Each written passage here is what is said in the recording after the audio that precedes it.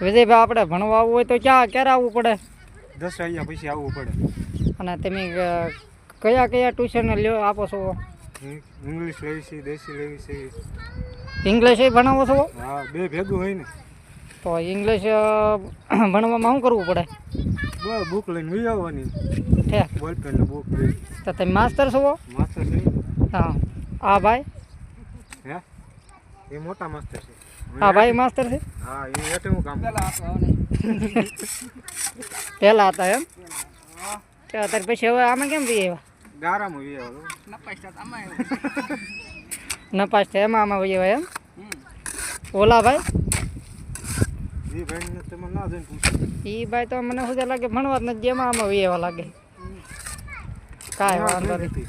સરસ, ચાલો તમે બધા ના પાસ થયા એમાં તો હવે અમારે શું કરવાનું?